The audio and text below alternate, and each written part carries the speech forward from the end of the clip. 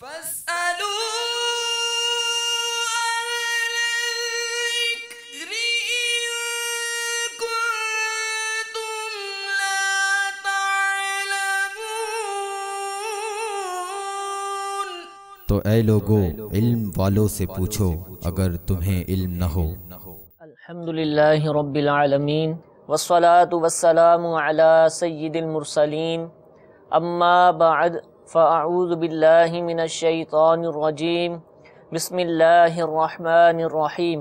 الصلاة والسلام علیک یا رسول اللہ، الصلاة والسلام علیک یا حبیب اللہ، الصلاة والسلام علیک یا نبی اللہ وعلی آلک و اصحابک یا نور اللہ۔ میٹھے اسلامی بھائیوں، دارالفتاح اہل سنت کے سلسلے کے ساتھ ایک مرتبہ پھر حاضر ہیں۔ الحمدللہ عز و جل ہمارے اس پیش کیے جانے والے سلسلے میں نماز سے متعلق الحمدللہ مسائل جاری ہیں۔ پچھلے چند سلسلوں سے ہم نماز کے واجبات کو سیکھ رہے ہیں۔ انشاءاللہ عز و جل آج بھی نماز کے واجبات سے ہی متعلق سوالات کو اپنے سلسلے میں شامل کریں گے۔ سوالات کے باقاعدہ آغاز سے پہلے درود پاک کی فضیلت سنتے ہیں۔ نبی کریم صلی اللہ تعالی علیہ وآلہ وسلم نے ارشاد فرمایا، جس نے کتاب میں مجھ پر درود پاک لکھا تو جب تک اس کتاب میں میرا نام لکھا رہے گا فرشتے اس کے لیے استغفار کرتے رہیں گے۔ صلو علی الحبیب صلی اللہ تعالی علی محمد صلی اللہ تعالی علیہ وآلہ وسلم۔ حضور، نماز کے واجبات سے متعلق ہمارے سوالات جاری تھے۔ کچھ واجبات آپ نے پچھلے سلسلوں میں ارشاد فرمائے، مزید کچھ واجبات جو رہ گئے وہ آپ ارشاد فرمائیے۔ الحمدللہ رب العالمین والصلاة والسلام علی سید الانبیاء والمرسلین۔ نماز کے واجبات سے متعلق ہمارے سلسلہ چل رہا ہے۔ اس میں ہم گزشتہ سلسلوں میں تقریباً 15-16 واجبات کا ذکر کر چکے ہیں۔ مزید آگے آپ نے فرمایا تھا کہ کل 30 واجبات واجبات ہیں نماز کے اندر۔ ان میں سے امیر اہل سنت دامت برکاتہم العالیہ نے اسے نماز کے احکام کے صفحہ نمبر 218، 19، 20، 21 پر ان کا ذکر فرمایا ہے۔ تو ان میں سے تقریباً ہم 15-16 جو واجبات ہو چکے ہیں، میں دہرا دیتا ہوں۔ تو 15واں واجب ہمارا یہ تھا کہ وطر کی نماز جب ہم ادا کر رہے ہوتے ہیں تو تیسری رکعت میں سورہ فاتحہ اور سورت پڑھنے کے بعد اللہ اکبر کہنا یہ واجب ہے۔ ہاتھ اٹھانا سنت ہے، اللہ اکبر کہنا یہ واجب ہے۔ اور اس کے بعد 16واں واجب یہ ہے کہ وطر کی نماز میں دعائے قنوت پڑھی جائے۔ اللہم انا نستعینک ونستغفرک، یہ دعا معصورہ پڑھنا، یہ جو مشہور دعائے قنوت جس کو ہم کہتے ہیں، یہ پڑھنا بہتر ہے، افضل ہے۔ لیکن اگر کسی کو یہ دعا یاد نہ ہو تو وہ اللہم ربنا آتنا فی الدنیا یہ پڑھ لے، رب اجعلنی پڑھ لے، رب اغفر لی، ربنا اغفر لی، اس طرح جو دعائیں معصورہ ہیں وہ پڑھ لیں تو اس کا یہ واجب ادا ہو جائے گا۔ مزید واجبات میں سے یہ ہے کہ عیدین، عید الفطر اور عید الاضحیٰ کی جب ہم نماز پڑھتے ہیں، عید اور بقر عید کی نماز، تو اس نماز میں جو عام تکبیرات کہی جاتی ہیں رکوع میں جانے کی، سجدے میں جانے کی، ان کو تکبیرات انتقالیہ کہا جاتا ہے۔ تو ان تکبیرات کے علاوہ مزید اس میں 6 تکبیرات کہی جاتی ہیں۔ صحیح۔ 3 تکبیرات پہلی رکعت میں کہی جاتی ہیں قرات سے پہلے، اور 3 تکبیرات قرات کرنے کے بعد دوسری رکعت میں کہی جاتی ہیں۔ تو یہ جو 6 تکبیرات ہیں یہ بھی واجب ہیں۔ اور عیدین کی نماز میں، عید الفطر اور عید الاضحیٰ کی نماز میں جب ہم دوسری رکعت میں رکوع کے لیے جاتے ہیں تو اللہ اکبر کہتے ہیں۔ تو عام نمازوں میں تو رکوع کے لیے جو تکبیر کہی جاتی ہے یا سجدے کے لیے تکبیر کہی جاتی ہے وہ سنت ہے۔ صحیح۔ لیکن عید کی نماز میں، چاہے عید الفطر ہو یا عید الاضحیٰ، ان کی جو دوسری رکعت ہوتی ہے، دوسری رکعت میں رکوع میں جانے کے لیے اللہ اکبر کہنا یہ بھی واجب ہے۔ صحیح۔ اور اس کے علاوہ جہری نماز 2 طرح کی ہوتی ہیں، ایک سری نماز اور ایک جہری نماز۔ جہر بلند آواز کو کہتے ہیں، اور تو جہری نماز ان نمازوں کو کہا جاتا ہے جن نماز میں امام صاحب بلند آواز سے تلاوت کرتے ہیں، صحیح، ان کو جہری نماز کہتے ہیں۔ جیسے فجر کی نماز ہو گئی، عشاء کی نماز، مغرب کی نماز، جمعے کی نماز ہو گئی، عید کی نماز ہو گئی۔ تو یہ نمازیں وہ ہیں اسی طرح تراویح کی نماز، رمضان المبارک میں اگر وطر ادا کیے جا رہے ہیں جماعت کے ساتھ تو وہ جماعت کے ساتھ ادا کیے جانے والے وطر، تو یہ نمازیں جہری نمازیں کہلاتی ہیں۔ تو جہری نمازوں کی پہلی اور دوسری رکعت میں امام کو جہر کرنا یعنی بلند آواز سے پڑھنا یہ واجب ہے۔ کتنی بلند آواز ہونی چاہیے؟ تو کم از کم اتنی آواز ہو کہ 3 مقتدی اگر اس کے پیچھے کھڑے ہوں تو ان تینوں تک اس کی آواز پہنچ رہی ہو، حروف کی ادائیگی درست طریقے سے پیچھے کم از کم 3 افراد کو پہنچ رہی ہو، تو اتنی بلند آواز سے تلاوت کرنا یہ جہر کہلاتا ہے۔ تو جہری نمازوں میں پہلی اور دوسری رکعت کے اندر یہ جہر کرنا واجب ہے، اور غیر جہری نماز یعنی جن نمازوں میں آہستہ تلاوت کرنا امام پر واجب ہے ان میں سے ظہر اور عصر۔ تو ظہر اور عصر کی 4 رکعتیں، ان کے اندر امام کو آہستہ پڑھنا، قرآن پاک کی تلاوت آہستہ کرنا یعنی اتنی آواز سے کرنا کہ اپنے کانوں تک اس کو آواز پہنچے، تو یہ ضروری ہے، یہ واجب ہے۔ اور اسی طرح جو جہری نمازیں ہیں ان جہری نمازوں کی جو تیسری اور چوتھی رکعت ہوتی ہے فرض نمازوں میں، جیسے مغرب کی تیسری رکعت ہو گئی، عشاء کی تیسری اور چوتھی رکعت ہو گئی، تو ان کے اندر آہستہ تلاوت کرنا یہ واجب ہے۔ البتہ وطر کی جو نماز ہوتی ہے اس میں تینوں رکعتوں میں امام کو جہر کے ساتھ تلاوت کرنا یہ واجب ہے۔ ٹھیک ہے، یعنی اس کا مطلب یہ ہوا کہ جن میں جہر واجب ہے آہستہ پڑھی تو واجب چھوٹ جائے گا، جی اور جن میں آہستہ پڑھنا تھا وہاں آواز نکلی تو اس میں جیسے کبھی ایسا ہوتا نا امام صاحب ظہر کی نماز میں ایک دم پڑھتے ہیں الحمدللہ رب العالمین، آواز ان کو پھر یاد آ جاتا ہے کہ مجھے تو آہستہ پڑھنا تھا، ٹھیک ہے، تو اگر وہ نماز جس میں آہستہ پڑھنا امام کے اوپر واجب تھا، اگر امام نے اس میں ایک آیت اگر بلند آواز سے پڑھ لی تو امام پہ سجدہ سہو لازم ہو جائے گا۔ اور وہ نمازیں جن میں بلند آواز سے تلاوت کرنا واجب ہے یعنی جہری نماز، ان میں اگر ایک آیت امام نے آہستہ پڑھ لی ٹھیک ہے تو پھر اس کے اوپر سجدہ سہو لازم ہو جائے صحیح۔ گا۔ اب جتنا آہستہ پڑھ لیا تھا اس کے بعد بلند آواز سے پڑھے، اور اسی طرح جو سری نمازیں ہیں ان میں اگر کوئی بلند آواز سے تلاوت کر لی تھی تو بقیہ آیتوں کو یعنی اس کا اعادہ کرے گا دوبارہ، اعادے کی حاجت نہیں ہے، اچھا جہاں تک ہوا تھا وہ ہو جتنا گیا، پڑھا تھا اس سے آگے مطلب چل۔ سری میں آہستہ پڑھنا شروع کر دے اور جہری نماز میں بلند آواز سے پڑھنا شروع کر دے۔ اچھا اس میں یہ ہے کہ اگر کوئی اکیلے نماز پڑھ رہا ہو، جیسے مغرب کی نماز کوئی اکیلے پڑھ رہا ہو، فجر کی نماز جماعت نکل گئی اکیلے پڑھ رہا ہے، یا عشاء کی نماز اکیلے پڑھ رہا ہے، تو جن نمازوں میں امام کے لیے جہر کرنا یہ ضروری ہے، ان نمازوں کو اگر کوئی جماعت نکل جانے کے بعد اکیلا پڑھ رہا ہو تو اس کے لیے افضل ہے کہ بلند آواز سے ان نمازوں میں یعنی ان فرض نمازوں میں پہلی دوسری رکعت میں جہر کے ساتھ تلاوت کرے، یہ افضل ہے منفرد کے لیے۔ دن میں پڑھے، جیسے مغرب کی نماز قضا ہو گئی کسی وقت دن میں پڑھ رہا ہے، ظہر کے وقت میں قضا کر رہا ہے، اس میں یہ ہے کہ بھلے اگلے کسی اور نماز کے وقت میں ادا کر رہا ہو، لیکن جو نمازیں جہری ہیں ان کو جہری طریقے سے اگر یہ پڑھتا ہے تو پڑھ سکتا ہے، اور افضل یہی ہے، اور آہستہ پڑھنا بھی اس کے لیے درست ہے۔ اچھا اس کے علاوہ نماز کے واجبات میں سے ایک واجب یہ ہے کہ ہر فرض اور واجب کا اس کی جگہ پر ہونا، جو کام فرض ہے جیسے رکوع ہے تو رکوع کا سجدے سے پہلے ہونا، یہ نہیں کہ 2 سجدے پہلے کر لیے پھر رکوع بعد میں ہو رہا ہوں، تو فرض کو اپنی جگہ پہ ادا کرنا، واجب کو اپنی جگہ پر ادا کرنا، رکوع ہر رکعت میں 1 دفعہ ہی کرنا، صحیح، اگر کوئی 2 مرتبہ رکوع کرے گا تو واجب چھوٹ جائے گا، اسی طرح سجدہ ہر رکعت میں 2 دفعہ کرنا، ٹھیک ہے، 2 سجدے تو ہر رکعت میں فرض ہے لیکن 2 سے زیادہ نہ کرنا، صحیح، 2 ہی کرنا، یہ بھی ایک واجب ہے۔ اس کا مطلب یہ ہوا کہ اگر کسی نے 3 سجدے کر لیے بھولے سے تو واجب چھوٹ گیا، اب اس کو آخر میں سجدہ اگر ایک کیا تو فرض چھوٹ گیا، ایک کیا تو فرض چھوٹ گیا، تو اس صورت میں یہ ہے کہ اگلی کسی بھی رکعت کے اندر وہ سجدہ ادا کر لے، حتیٰ کہ اگر سلام پھیرنے سے پہلے بھی یاد آ گیا کہ میں نے کسی رکعت کا ایک سجدہ چھوڑ دیا ہے تو سجدے میں جائے، اتحیات دوبارہ پڑھے، اتحیات پڑھنے کے بعد پھر سجدہ سہو کرے، پھر اتحیات درود شریف وغیرہ پڑھ کے اپنی نماز کو مکمل کرے گا۔ اسی طرح دوسری رکعت سے پہلے قعدہ نہ کرنا، یعنی پہلی رکعت میں قعدہ نہ کریں، قعدہ کرنا ہے تو یہ اگلی رکعت جو ہوگی دوسری اس کے اندر قعدہ کرنا ہے۔ اسی طرح 4 رکعت والی نماز پڑھ رہا ہے تو 4 رکعت والی نماز میں تیسری رکعت پہ قعدہ نہ کرے، ٹھیک ہے، قعدہ یعنی تشہد کے لیے بیٹھ جانا، تحیات کہتے ہیں جس کو، تو اس کا مطلب یہ ہوا کہ چونکہ دوسری رکعت پہ بیٹھنا واجب تھا، اگر کوئی پہلی رکعت میں تحیات میں بیٹھ گیا، تحیات للہ اتنا ہی پڑھا تھا، یاد آتے ہی فوراً کھڑا ہو گیا تو سجدہ سہو لازم نہیں. لیکن اگر کوئی التحیات للہ والصلوات والطیبات آگے تک پڑھتا چلا گیا تو اب اس کے اوپر واجب تھا کہ پہلی رکعت میں قاعدہ نہ کرے, بھولے سے کر لیا سجدہ سہو کرے گا.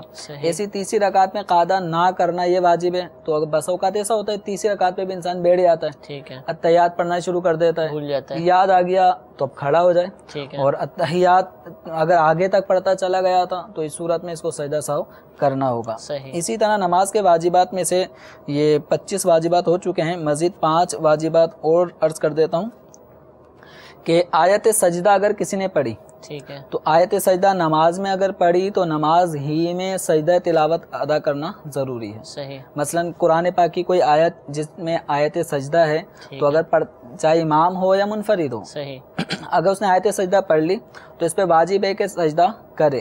یعنی مزید 3 آیتیں پڑھ کر تاخیر کرے گا تو گناہ گار ہوگا. صحیح, اس پہ لازم ہے کہ جیسی آیت سجدہ ادا کی اس نے فوراً اپنے جو بھی قیام کی حالت میں قرآن پڑھ رہا تھا آیت سجدہ پڑھی, اللہ اکبر کہتا ہوا سجدے میں چلے جائے, ایک سجدہ ادا کرے, اس میں تسبیحات 3 5 7 مرتبہ سبحان ربی الاعلیٰ پڑھے اور کھڑا ہو جائے. کھڑا ہونے کے بعد پھر اپنا مزید قرآن پاک کی دیگر آیتیں صورتیں وہ پڑھے اور پھر اپنی نماز کو معمول کے مطابق ادا کرے. تو اگر آیت سجدہ پڑھی ہو تو نماز ہی میں سجدہ تلاوت کرنا یہ بھی واجب ہے. اور اگر سجدہ سہو کسی بھی وجہ سے واجب ہوا تو یہ بھی ایک واجب ہے کہ سجدہ سہو کرے. ٹھیک ہے, یعنی اب اگر کسی نے سجدہ سہو کرنا ہی بھول گیا, صحیح, واجب ہو گیا تھا لیکن سجدہ سہو کرنا بھول گیا, تو اب اس کو یہ نماز دوبارہ سے پڑھنی ہوگی, کیونکہ سجدہ سہو جب واجب ہو گیا تو اس واجب کی ادائیگی ضروری ہے. اچھا, 2 فرض یا 2 واجب یا فرض اور واجب کے درمیان 3 سبحان اللہ یعنی اتنی دیر تک وقفہ نہ کرنا. مثال کے طور پہ قرات ہو چکی ہے, قرات کمپلیٹ ہو گئی, ایک فرض ادا ہو گیا, اب اس کے بعد رکوع کرنا ہے. ابھی قرات کرنے کے بعد اب یہ ایک فرض سے دوسرے فرض میں جانے کے درمیان یہ تاخیر نہ ہو, یعنی یہ خاموش کھڑا ہوا ہے, صحیح, اتنی دیر تک خاموش رہا کہ جتنی دیر میں 3 مرتبہ سبحان اللہ سبحان اللہ سبحان اللہ کہا جا سکے, اتنی دیر تک اگر یہ خاموش رہتا ہے تو یہ واجب ہے کہ وقفہ نہ ہو. صحیح, تو یہ واجب چھٹ گیا, ٹھیک ہے, سجدہ سہو کرنا پڑے گا. قیام کے بعد ہے یا اور کسی مقام پر؟ اور مقامات پہ بھی ہر رکن, ہر مطلب جو ایک فرض سے دوسرے فرض کی طرف جانے کا حکم ہے تو ان 2 فرضوں کے درمیان تاخیر نہ ہو. ایک فرض سے واجب کی طرف جیسے رکوع ہے, رکوع سے قومے کی طرف آنا ہے, کھڑا ہونا ہے, تو اب یہ رکوع میں چپ چاپ ہی گیا ہوا ہے, تسبیحات بھی پڑھ لی پھر بھی خاموش ہے, تو اب یہ قومے کی طرف اس کے لیے آنا ہے تو اس میں تاخیر نہ کرے. اسی طرح اب قومہ ہے, قومے کے بعد خاموش کھڑا ہے, اب سجدہ کرنا ہے. صحیح ہے, تو اس طرح یعنی ایک فرض سے واجب کی طرف, واجب سے فرض کی طرف یا 2 واجبات کے درمیان اتنی تاخیر نہ ہو کہ جس میں 3 سبحان اللہ کہی جا سکیں. اگر وقفہ ہو گیا, اتنی تاخیر ہو گئی تو سجدہ سہو کرنا ہوگا. بہت زیادہ جلدی بھی نہ ہو, تعدیل ارکان جو آپ نے فرمایا تھا, جی وہ بھی تعدیل ارکان بھی نہ چھوٹیں, ہر رکن اپنے طور پہ اطمینان کے ساتھ ادا کرنا ہے. اچھا, اس میں مزید 29واں واجب یہ ہے کہ اگر امام کے پیچھے نماز پڑھ رہے ہوں, چاہے وہ امام جہری نماز پڑھا رہا ہو فجر مغرب عشاء, یا آہستہ سری نماز پڑھا رہا ہو جیسے ظہر و عصر, تو ان نمازوں میں مقتدی پر لازم ہے کہ چپ رہے.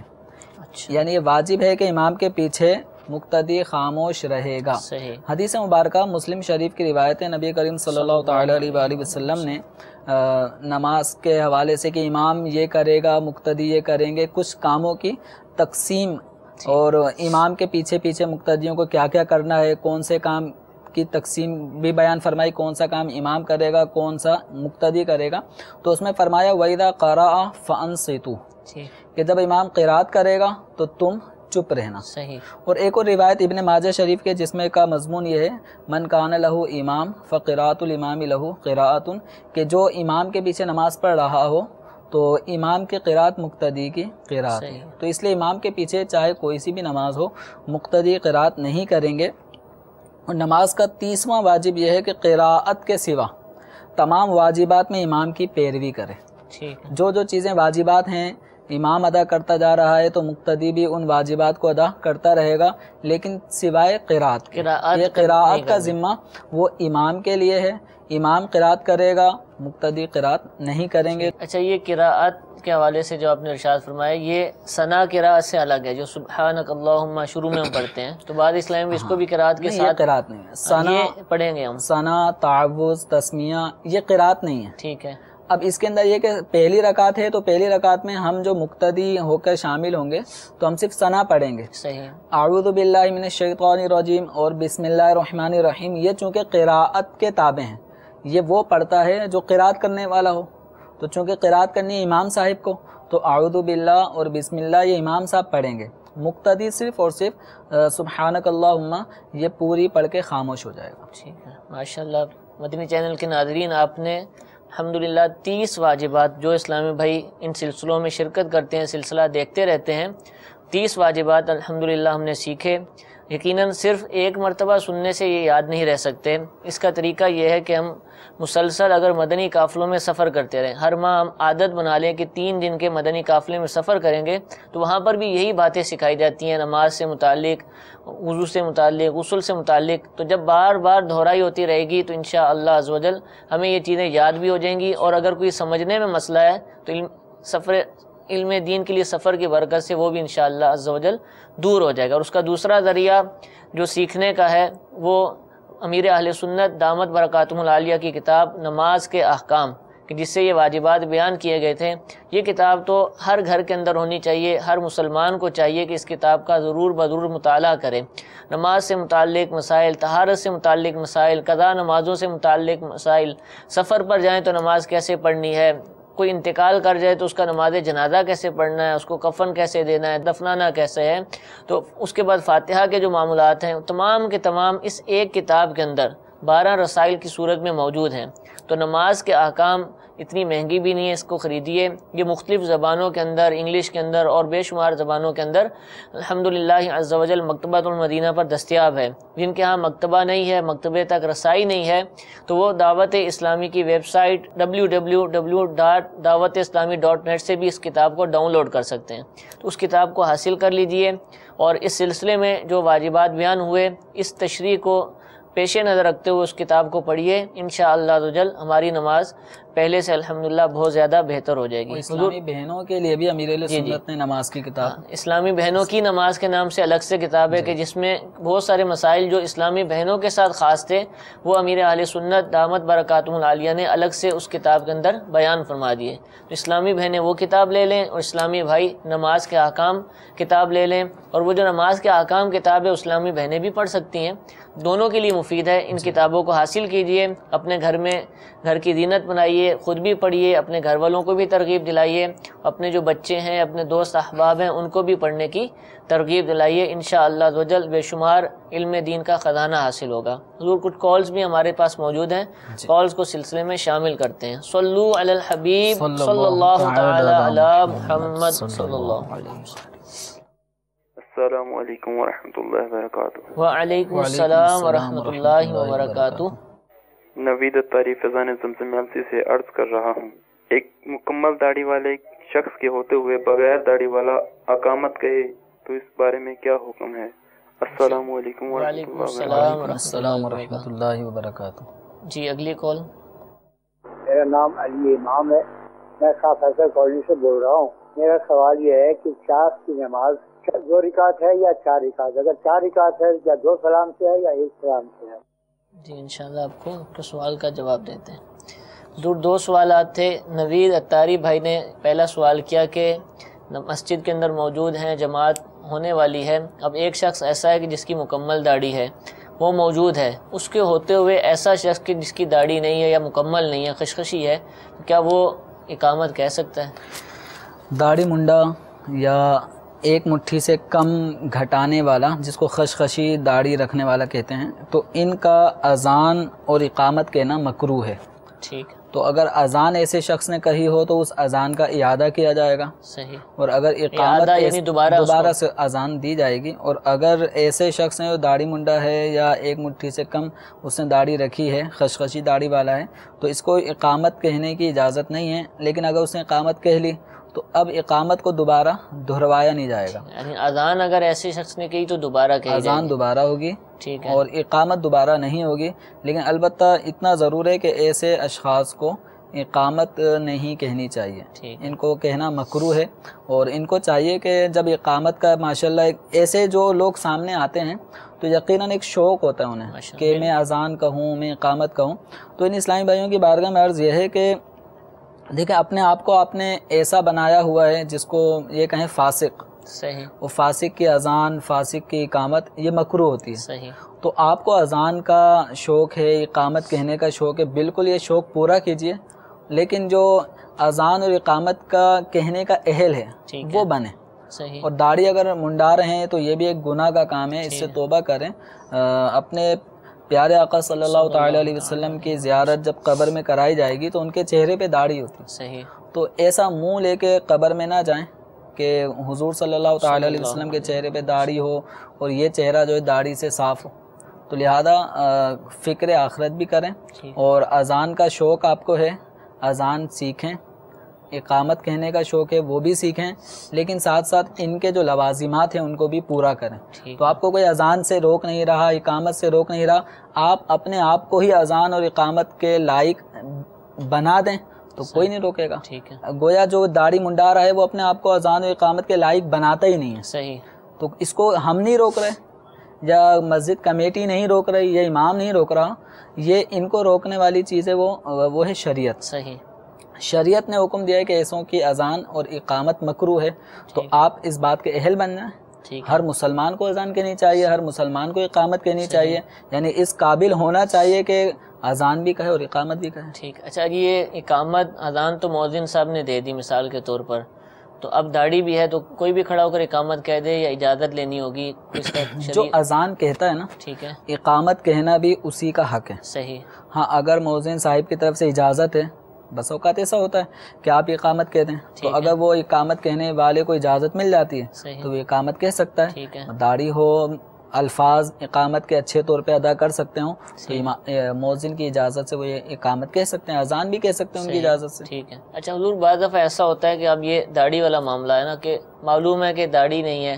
اچھا، کئی لوگ کہتے بھی نا آپ اقامت کہیں تو ڈرتے نہیں دیتے. اب ایسی صورت کے اندر چھوٹی مسجد ہے، نمازی کم ہے، تو کیا امام خود اقامت کہہ سکتا ہے؟ ہاں، ایسی جگہ کہ جہاں اقامت کہنے والا کوئی نہیں ہے، بس اوقات ایک وہ امام ہی سب کچھ ہوتا ہے، خطیب بھی وہی ہوتا ہے، مؤذن، خادم، امام سب کچھ وہی ہوتا ہے. تو ایسی صورت میں اگر امام کو کوئی مقتدیوں میں ایسا نظر نہیں آتا جس کے تلفظ مخارج اچھے ہوں اور وہ باشرہ بھی ہو، اس کے لیے بھی تلفظ ٹھیک ہونے چاہیے. بالکل ضروری، اقامت کے لیے بھی ضروری ہے. تو اب اگر کوئی تلفظ اس کے درست نہ ہو تو اب ایسا آدمی یعنی کوئی اچھے تلفظ والا نہیں ملتا تو امام کو چاہیے کہ خود ہی اقامت کے الفاظ جو مؤذن کی جگہ ہوتی ہے وہاں پہ کھڑے ہو کے اقامت کے الفاظ کہے، اور اقامت ختم کر کے آگے اپنے مصلی پہ جا کر اپنی نماز پڑھے. امام کے اقامت کہنے میں کوئی حرج نہیں ہے. ٹھیک ہے، جزاک اللہ. حضور، دوسرا سوال تھا چاش کی رکعات کے بارے میں، کہ چاش کی نماز جو ہم پڑھتے ہیں یہ ہوتی کیا، یہ بھی بتا دیجئے. کہ لوگوں نے پہلی دفعہ یہ سنا ہوگا کہ 2 رکعتیں ہیں، 4 ہیں، اور اگر 4 ہیں تو ایک ہی سلام سے پڑھنی ہے یا الگ الگ، اس کے بارے میں. نماز چاشت یہ مستحب جو نمازیں ہیں، نوافل نمازوں میں سے ایک نماز اشراق، اس کے بعد چاشت پڑھی جاتی ہے جب سورج طلوع ہو جاتا ہے. ٹھیک ہے، تو سورج طلوع ہونے کے بعد مکروہ وقت شروع ہو جاتا ہے 20 منٹ. یہ 20 منٹ کا وقت گزارنے کے بعد ظہو کبریٰ تک، ظہو کبریٰ یعنی جب سورج عین سر پہ آ جاتا ہے یہ مکروہ وقت ہوتا ہے. تو طلوع آفتاب کے بعد جو مکروہ وقت ختم ہوا اور دوپہر کو جو زوال ظہو کبریٰ کا جو وقت ہے اس کے درمیان کا جو وقت ہے یہ اس میں اشراق بھی پڑھی جا سکتی ہے اور چاشت بھی پڑھی جاتی ہے. اور چاشت کی نماز کا جو وقت ہے وہ یوں سمجھ لیں کہ دن کو اگر 4 حصوں میں تقسیم کریں، یعنی صبح صادق طلوع آفتاب سے لے کر غروب کے وقت کو، طلوع آفتاب سے غروب کے وقت کو اگر ہم 4 حصوں میں ڈیوائیڈ کریں تو پہلا حصہ ختم ہونے کے بعد دوسرا جو وقت شروع ہوگا ظہو کبریٰ سے پہلے کا، تو اس وقت میں نماز پڑھنا یہ چاشت کی مستحب ہے. اور اس کی کم از کم 2 رکعتیں، صحیح، اور زیادہ سے زیادہ اس کی 12 رکعتیں ہیں، اور افضل 12 رکعتیں پڑھنا ہے. اس کو 2 رکعتیں کر کے بھی پڑھ سکتے ہیں، 4 رکعتیں کر کے بھی، یعنی ایک سلام میں 4 رکعتیں ادا کر لی جائیں تو یوں بھی ہو سکتا ہے، اور ہر 2 رکعت پہ سلام پڑھیں پھیریں، یہ بھی ہو سکتا ہے۔ اور احادیث مبارکہ میں اس کی بہت فضیلت بیان کی گئی ہے۔ نبی کریم رؤوف الرحیم صلی اللہ تعالیٰ علیہ وآلہ وسلم کا یہ فرمان عالی شان ہے کہ جس نے چاشت کی 12 رکعتیں پڑھی اللہ تعالیٰ اس کے لیے جنت میں سونے کا محل بنائے گا۔ سبحان اللہ۔ تو یہ 12 رکعتوں سے متعلق یہ ہوا۔ اسی طرح ایک روایت ترمذی شریف کی ہے کہ اے ابن آدم، یہ بہار شریعت صفحہ نمبر 676 پہ جو سنت و نوافل کا بیان ہے، بہار شریعت کا یہ 4تھا حصہ ہے، اور 676 حصے پر صفحہ نمبر پہ یہ فضائل بیان کیے گئے ہیں چاشت کی نماز کے۔ تو ان میں سے یہ ہے کہ اللہ تبارک و تعالی ارشاد فرماتا ہے، اے ابن آدم شروع دن میں میرے لیے 4 رکعتیں پڑھ لے، آخر دن تک میں تیری کفایت فرماؤں گا۔ سبحان اللہ۔ اور ایک روایت کے اندر فرمایا گیا جو چاشت کی 2 رکعتوں پہ محافظت کرے، یہ ترمذی شریف کی روایت، ابن ماجہ کی روایت، حضرت ابو ہریرہ رضی اللہ تعالیٰ عنہ سے مروی ہے کہ رسول اکرم صلی اللہ علیہ وسلم نے فرمایا جو چاشت کی 2 رکعتوں کی محافظت کرے، یعنی پابندی کے ساتھ اس کو پڑھے، اس کے گناہ بخش دیے جائیں گے اگرچہ سمندر کے جھاگ کے برابر۔ ماشاءاللہ۔ حضور اشراق کی نماز بھی اسی طرح فضائل والی؟ اشراق کی نماز کے بھی فضائل ہیں، اس میں حج اور عمرے وغیرہ سے متعلق احادیث میں برکت بیان کی گئی ہے، فضیلت بیان کی گئی ہے، تو اس کو بھی ادا کریں۔ اشراق اور چاشت دونوں نمازوں کا وقت ایک ساتھ شروع ہوتا ہے۔ ٹھیک ہے۔ طلوع آفتاب کے بعد 20 منٹ گزریں گے، اور ظہو کبریٰ کے درمیانی یہ اس وقفے میں اشراق بھی پڑھ سکتے ہیں اور چاشت بھی، لیکن اشراق کو پہلے حصے میں پڑھا جائے اور چاشت کو بقیہ دوسرے حصے میں پڑھا جائے۔ پہلے پڑھنی ہے اور چاشت بعد میں؟ ہاں، یہ بہتر طریقہ ہے۔ لازم نہیں ہے۔ اگر کسی نے چاشت پہلے پڑھ لی تو وقت تو دونوں کے ایک ساتھ شروع ہو چکا ہے، تو اس میں بھی کوئی مذائقہ نہیں۔ نیت کیا کریں گے اس کے اندر؟ نیت یہ کریں، نیت کرتا ہوں 2 رکعت نماز اشراق واسطے اللہ تعالیٰ کے منہ میں رکعت شریف کی طرف، اسی طرح چاشت کا نام لے کر 2 رکعت اگر کر کے پڑھ لیں تو یوں نیت کر لیں۔ صحیح، ماشاءاللہ۔ کتنے فضائل ہیں اشراق اور چاشت کے نوافل پڑھنے کے۔ اور عموماً جب ہم اپنے کام کاج میں مشغول ہوتے ہیں، اسکول جاتے ہیں، کالج جاتے ہیں، نوکری پر جاتے ہیں، تو ان اوقات کے اندر ہمیں یہ نماز پڑھنے کا موقع نہیں ملتا، لیکن جس کو شوق ہوتا ہے، مدنی انعامات کا عامل ہوتا ہے، تو وہ اپنے وقفے کے اندر بریک کے دوران بھی ان نمازوں کا ادا کر لیتے ہیں۔ لیکن اگر نہ کر پائیں تو کبھی تو ایسا موقع آنا چاہیے کہ ہم ان نمازوں کو پڑھنے کے قابل ہوں، اور اس کا آسان طریقہ یہ ہے کہ ہم یہ عادت بنا لیں کہ ہر ماہ مدنی قافلوں میں سفر کریں، تو انشاءاللہ عزوجل مدنی قافلے میں جب سفر کریں گے تو مدنی قافلے کے جدول میں یہ چیز شامل ہے کہ جب صبح کا وقت ہوتا ہے، مدنی حلقہ لگتا ہے، اس کے بعد جب ان نمازوں کا وقت آتا ہے تو باقاعدہ اہتمام کے ساتھ یہ نمازیں پڑھی جاتی ہے، جماعت بھی کروائی جاتی ہے۔ تو ہم یہ عادت بنا لیں گے، مدنی قافلوں میں جاتے رہیں گے، تو وہاں پر جب یہ نمازیں پڑھیں گے تو انشاءاللہ عزوجل آئندہ اوقات کے اندر، دیگر اوقات کے اندر بھی ہمیں پڑھنے کا موقع ملے گا۔ اللہ تعالیٰ ہمیں اس کی توفیق عطا فرمائے۔ مزید کالز کو سلسلے میں شامل کرتے ہیں۔ صلو علی الحبیب صلی اللہ تعالی علی محمد صلی اللہ علیہ وسلم۔ السلام علیکم ورحمۃ اللہ وبرکاتہ۔ وعلیکم السلام ورحمۃ اللہ وبرکاتہ۔ مبشر شہزاد رسول اتاری اقبال سے عرض کر رہا ہوں۔ حضور سوال یہ ہے کہ غائبانہ نماز جنازہ کے بارے میں کیا حکم ہے، اور کیا اگر کسی بندے کا ایک دفعہ جنازہ پڑھ لیا جائے تو جو لوگ پڑھ لیتے ہیں ان کے لیے دوبارہ پڑھنا کے بارے میں کیا حکم ہے؟ السلام علیکم ورحمۃ اللہ وبرکاتہ۔ وعلیکم السلام ورحمۃ اللہ وبرکاتہ۔ ایک اور کال دیجیے۔ السلام علیکم ورحمۃ اللہ وبرکاتہ۔ وعلیکم السلام ورحمۃ اللہ وبرکاتہ۔ جناب میرا حافظ صاحب سے سوال ہے کہ نفل عبادت جب ہم پڑھ رہے ہوتے ہیں تو اس میں اگر کوئی غلطی ہو جائے تو اس میں سجدہ سہو لازم ہے، اور دوسرا یہ ہے کہ سجدہ سہو جو ہوتا ہے اس میں ایک سجدہ کیا جاتا ہے یا 2 سجدے کیے جاتے ہیں، یہ بھی بتا رہے ہیں جناب۔ میں شاہ عالم خان عرض کر رہا ہوں ملیر کینٹ کراچی سے۔ السلام علیکم ورحمۃ اللہ وبرکاتہ۔ وعلیکم السلام ورحمۃ اللہ وبرکاتہ۔ حضور پہلی کال ہمارے مبشر شہزاد بھائی غائبانہ نماز جنازہ سے متعلق کہ غائبانہ نماز جنازہ کا شریعت میں کیا حکم ہے۔ مزید یہ کہ غائبانہ سے ہٹ کر اگر کسی شخص کی ایک مرتبہ نماز جنازہ پڑھ لی گئی تو اب دوبارہ پڑھ سکتے ہیں وہ لوگ یا کوئی اور لوگ؟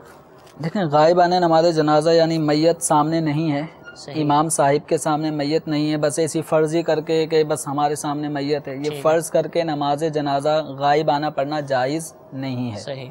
فقہ حنفی میں اس کے عدم جواز پہ باقاعدہ دلائل موجود ہیں، تو غائبانہ نماز جنازہ جائز نہیں ہے، جو پڑھتے ہیں گناہ گار ہوتے ہیں۔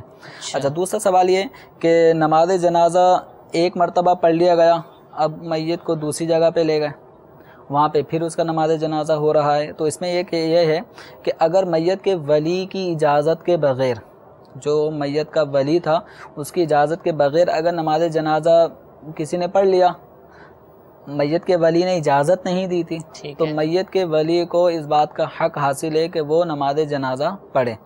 تو یوں یہ تکرار نماز جنازہ اس کے ساتھ دوسرے بھی پڑھ سکیں گے، اس کے ساتھ وہ لوگ پڑھ سکتے ہیں جو پہلے شریک نہیں تھے، جو پہلے شریک نہیں تھے وہ نئے افراد پڑھ سکتے ہیں۔ اور اگر پہلی مرتبہ جو نماز جنازہ پڑھی گئی میت کے ولی نے اجازت دے دی کہ آپ پڑھ لیں، اس کی اجازت سے اگر ایک دفعہ نماز جنازہ ادا کر لیا گیا تو اب میت کا ولی یا کوئی اور وہ دوبارہ نماز جنازہ نہیں پڑھ سکتا، یعنی اس کو یہ کہیں گے نماز جنازہ کا تکرار جائز نہیں ہے۔ ٹھیک ہے، ایک دفعہ، اور جو نماز جنازہ میں ایک دفعہ شریک ہو گئے، اب دوبارہ اگر میت کے ولی کی کو چونکہ پہلی مرتبہ میت کے ولی نے اجازت نہیں دی تھی، اب اگر کوئی دوبارہ وہ ولی پڑھتا ہے، مطلب ولی تو پہلی دفعہ پڑھ رہا ہے، تو اب نماز جنازہ یوں اگر دوبارہ پڑھی جا رہی ہو تو جو پہلے شریک تھے وہ دوبارہ اس نماز جنازہ میں شریک نہیں ہوں گے۔ یہ مسائل باقاعدہ کتابوں میں دلائل کے ساتھ موجود ہیں۔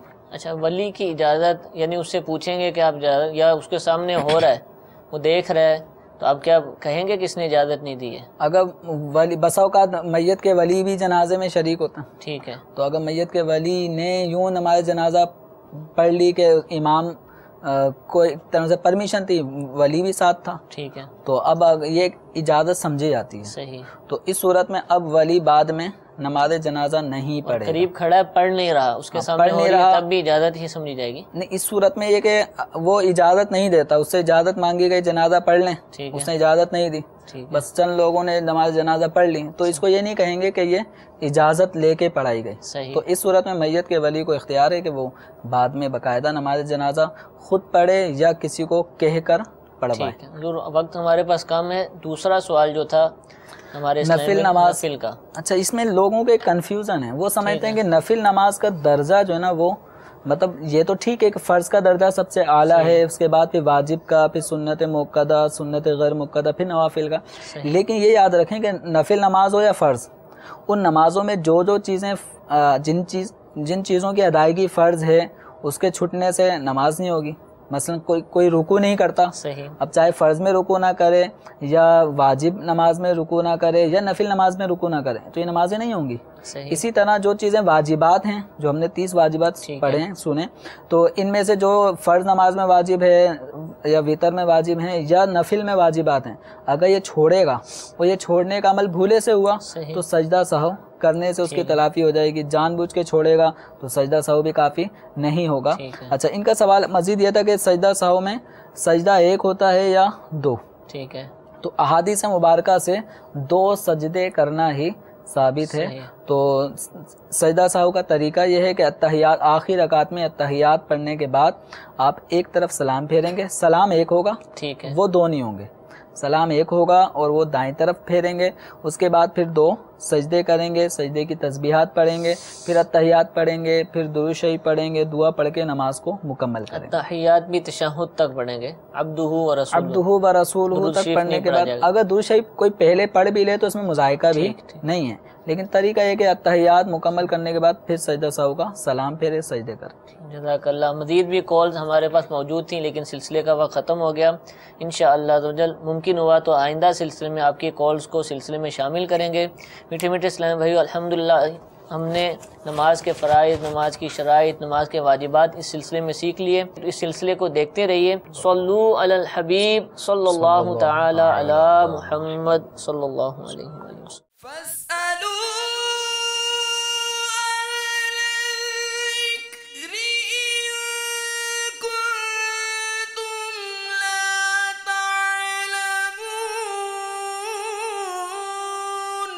تو اے لوگو، علم والوں سے پوچھو اگر تمہیں علم نہ ہو۔